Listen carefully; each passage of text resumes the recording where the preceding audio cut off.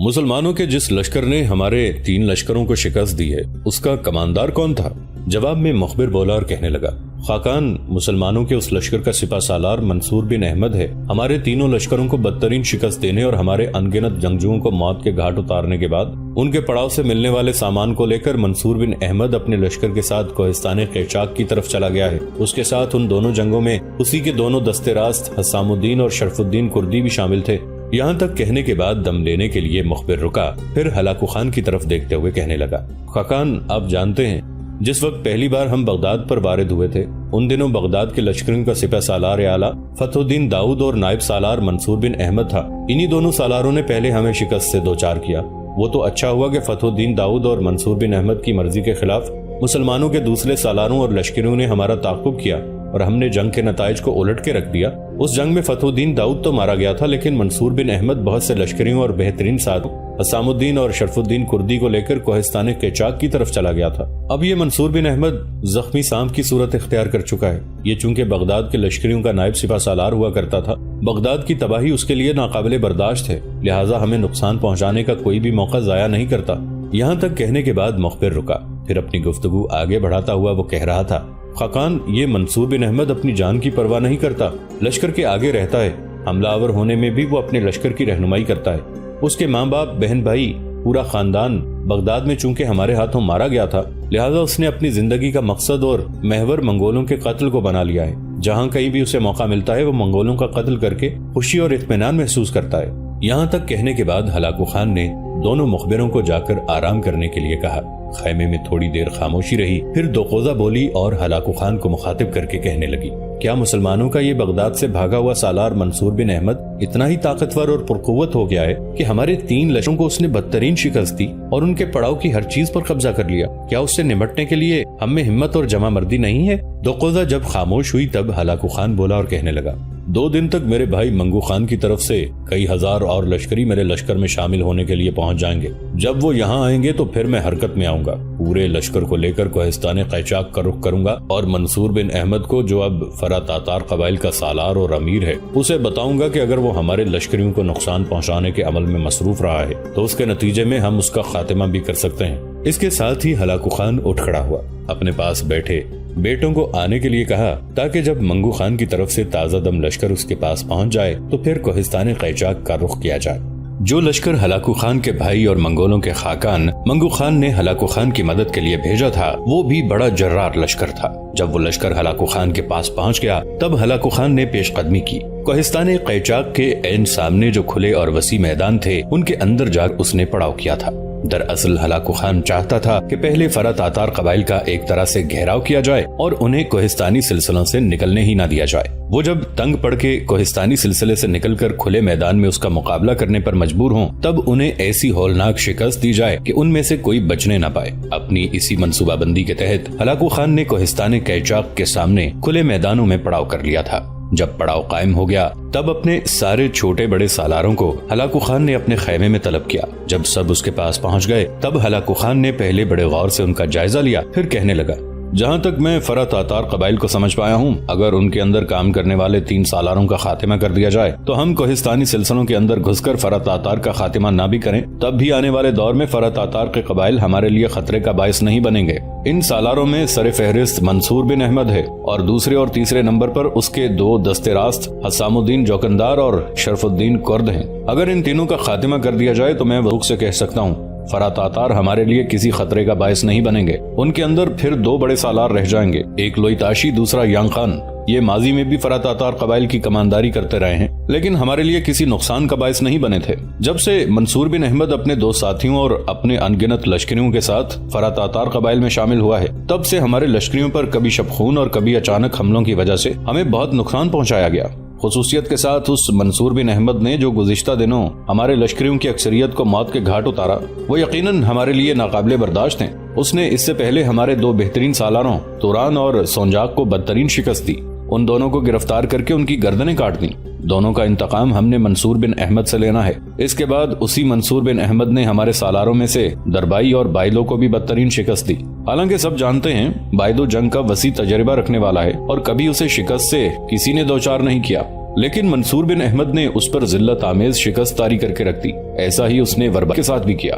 ہمارے یہ دونوں سالار ناکام رہے اور اپنے لشکر کا نقصان اٹھا کر واپس آ گئے۔ یہاں تک کہنے کے بعد ہلاکو خان جب خاموش ہوا تب اس کے بڑے سالاروں میں سے ایچل بن قاچار، جو بقول مورخین ہلاکو خان کے بہترین سالاروں میں شمار کیا جاتا تھا، وہ بولا اور ہلاکو خان کو مخاطب کر کے کہنے لگا، خاقان، کیا ایسا ممکن نہیں کہ ہم اپنے اندر سے کسی بے مثل، کسی نایاب اور ناقابل شکست تیغزن کا انتخاب کریں، اور جب فرا تاتار قبائل کوہستانی سلسلوں سے نکل کر ان کھلے میدانوں میں ہمارے سامنے آئیں تو ہمارا وہ تیغزن لشکر سے نکل کر منصور بن احمد کا نام لے کر اسے انفرادی مقابلے کے لیے للکارے، اور جب منصور بن احمد میدان میں اترے تو اس سے انفرادی مقابلہ کر کے اس کا قصہ تمام کر کے رکھ دے۔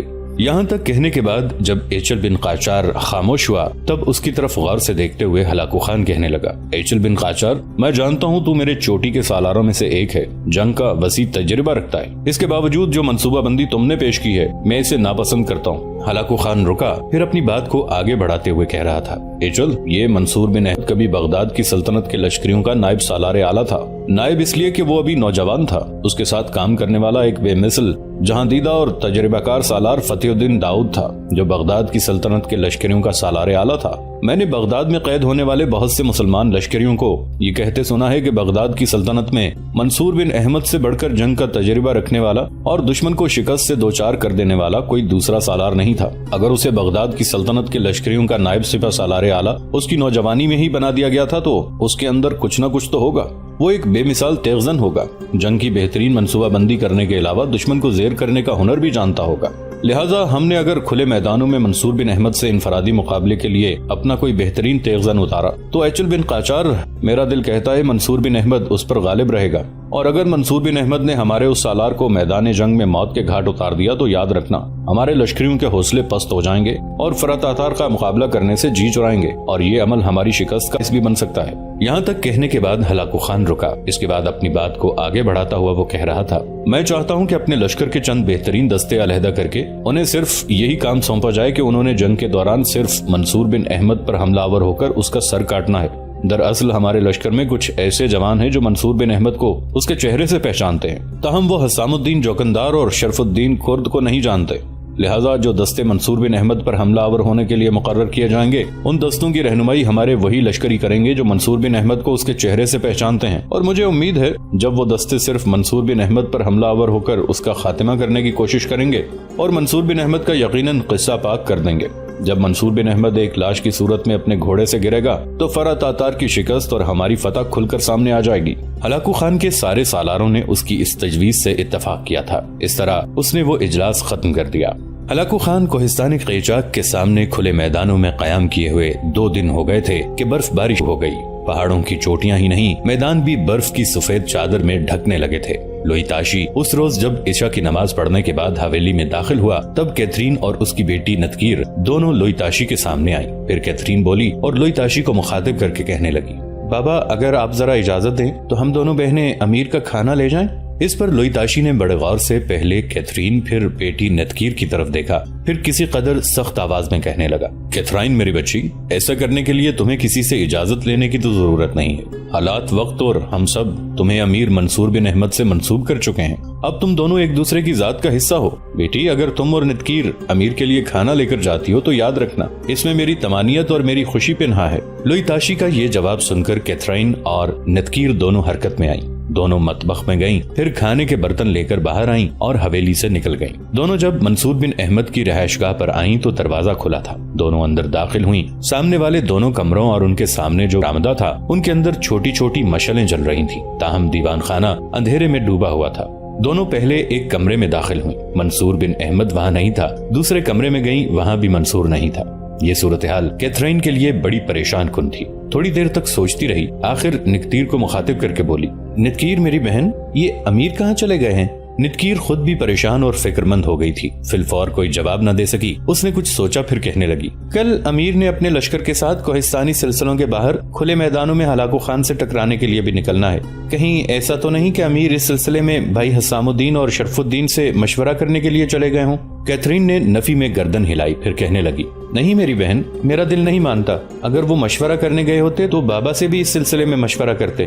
آخر کچھ سوچتے ہوئے دونوں باہر آئیں، اس کے بعد کیتھرین کے پاؤں جیسے زمین میں جکڑ گئے تھے۔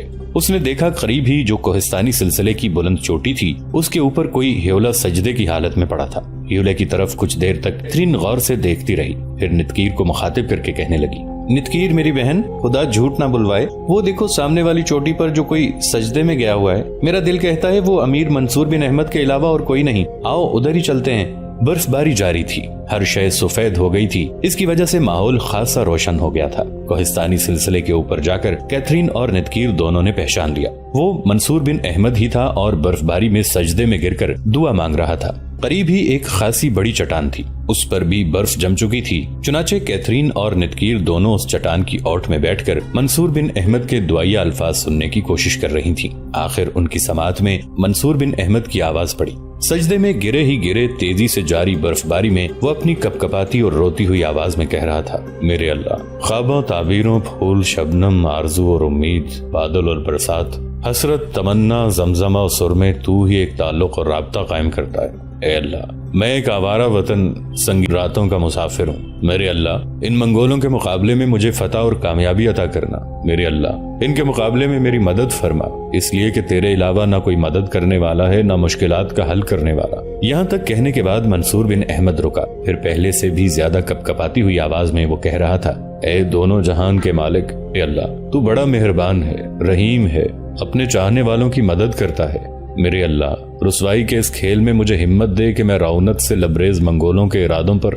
दुख के बेरोग सैलाब की तरह जरब लगाने में कामयाब रहूं। यहाँ तक कहने के बाद थोड़ी देर के लिए मंसूर बिन अहमद खामोश हो गया, इसलिए कि उसकी हिचकियां और सिसकियां सुनाई दे रही थीं। ये सूरत हाल कम से कम कैथरीन के लिए नाकाबिले बर्दाश्त थी। खाने के बर्तन उसने रख दिए थे, फिर दबी दबी आवाज में रोने लगी थी। यहाँ तक कि मंसूर बिन अहमद की आवाज फिर उन दोनों की समात से टकराई।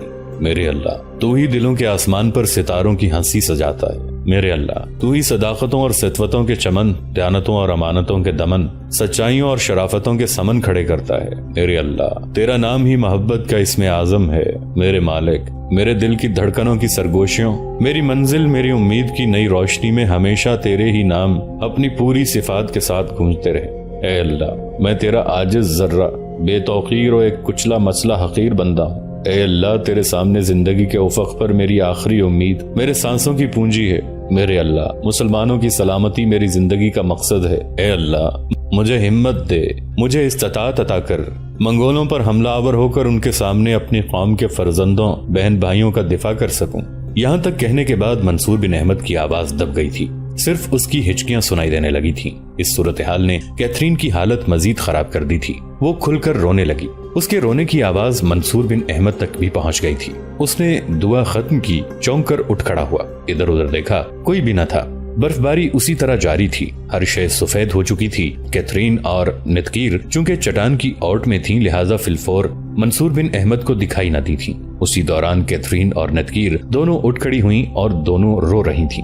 मंसूर बिन अहमद ने अपने शाने पर रखे हुए अंगोछे से अपनी आंखें साफ की, फिर कैथरीन की तरफ देखते हुए कहने लगा, तुम दोनों बहनें यहाँ क्या कर रही हो? इस पर कैथरीन रोती हुई आवाज में कहने लगी, मैं और नितकीर दोनों बाबा से इजाजत लेकर आपके लिए खाना लेकर आई थी।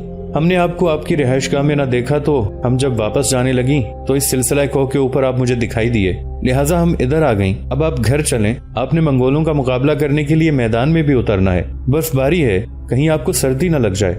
कैथरीन के इन अल्फाज का मंसूर बिन अहमद ने कोई जवाब न दिया, चुपचाप कोह सिलसिला से नीचे उतरने लगा था। कैथरीन और नितकीर उसके पीछे थी। मंसूर बिन अहमद रिहाइशगाह में दाखिल हुआ, सामने वाले कमरे में गया। उस कमरे में कैथरीन और नितकीर दाखिल हुई। फिर कैथरीन मंसूर बिन अहमद को मुखातिब करके कहने लगी, खाना ठंडा हो गया होगा, मैं गर्म करके लाती हूँ। मुस्कुराते हुए मंसूर बिन अहमद ने नफी में गर्दन हिलाई, फिर कहने लगा, गर्म करने की जरूरत नहीं है, मैं ऐसा खाना खाने का आदी हूँ, तुम्हें परेशान और फिक्रमंद होने की जरूरत नहीं है। फिर कैथरीन ने बर्तन मंसूर बिन अहमद के सामने रखे। मंसूर ने खाने का जायजा लिया, फिर उन दोनों को मुखातिब करके कहने लगा, खाना काफी ज्यादा है, तुम दोनों भी खाओ। इस पर कैथरीन बड़े प्यार और बड़ी मोहब्बत में मंसूर बिन अहमद की तरफ देखते हुए बोलने लगी, ये खाना हम दोनों बहनें सिर्फ आपके लिए लेकर आई हैं, हम दोनों खाना खाकर आई हैं। कैथरीन के इन अल्फाज के जवाब में मंसूर बिन अहमद खाना खाने का था, और खाना खाने के बाद कैथरीन और नितकीर दोनों बर्तन उठाकर वापस चली गईं। अगले रोज मंसूर बिन अहमद अपने लश्कर के साथ कोहसारों से निकला और कोहिस्तान कैचाक के सामने जो खुली वादियां थीं, वहां उसने हलाकू खान के बिल्कुल सामने अपने लश्कर का पड़ाव कर लिया था। ہلاکو خان نے پہلے منصور بن احمد کے لشکر کا جائزہ لیا۔ جب اس نے دیکھا کہ اس کے مقابلے پر آنے والا لشکر اس کے اپنے لشکر کے مقابلے میں نہ ہونے کے برابر ہے تو وہ بہت خوش ہوا۔ اب اس نے یہ ٹھان لی تھی کہ فی الفور فرا تاتار قبائل کے اس لشکر پر حملہ آور ہوگا اور اس کا خاتمہ کرنے کے بعد وہ کوہستان قیچاک میں داخل ہوگا۔ وہاں جو بچے کچے قبائل ہیں ان کا خاتمہ کر کے مزید پیش قدمی کرے گا، برقائی پر حملہ آور ہوگا اور اسے بھی خون میں نہلا کر اپنے مستقبل کو ان علاقوں کی طرف سے بے خطر بنا دے گا۔ ہلاکو خان کا لشکر واقعی بہت بڑا تھا۔ جہاں تک نگاہ کام کرتی تھی منگولوں کے سر ہی سر نظر آتے تھے۔ دوسری طرف منصور بن احمد نے بھی شرف الدین کردی اور حسام الدین جوکندار کے ساتھ ہلاکو خان کے لشکر کا جائزہ لیا۔ لشکر کو انہوں نے تقسیم نہیں کیا۔ تھوڑی دیر میں منصور بن احمد ہلاکو خان کے لشکر کا جائزہ لیتا رہا، پھر اپنے پہلو میں گھوڑوں پر سوار شرف الدین اور حسام الدین کو مخاطب کر کے کہنے لگا، میرے عزیز ساتھیوں، لشکر کو تقسیم نہیں کیا جائے گا، لشکر ایک ساتھ رہے گا۔ ہلاکو خان بے حد خوش ہو رہا ہوگا کہ اس کے مقابلے میں تعداد کے لحاظ سے ہمارے لشکر کی حیثیت کچھ بھی نہیں ہے، لہٰذا وہ حملہ آور ہو کر ہمارا خاتمہ کر دے گا، لیکن جنگ میں شکست اور فتح کا فیصلہ تو میرے رب نے کرنا ہے، اور دیکھتے ہیں میرا رب کیا فیصلہ کرتا ہے۔ یہاں تک کہتے کہتے منصور بن احمد کو رک جانا پڑا، اس لیے کہ ہلاکو خان اپنے لشکر کو حرکت میں لایا تھا۔ اس ہلاکو خان کے مقابلے میں منصور بن احمد، حسام الدین اور شرف الدین نے بھی بڑی وارداتوں میں حملہ آور ہو گیا۔ دونوں لشکروں کے درمیان گھمسان کا رن پڑنا شروع ہو گیا تھا۔ ہلاکو خان نے منصور بن احمد کا کام تمام کرنے کے لیے جو دستے مقرر کیے تھے وہ بڑی تیزی سے آگے بڑھنے کی کوشش کر رہے تھے۔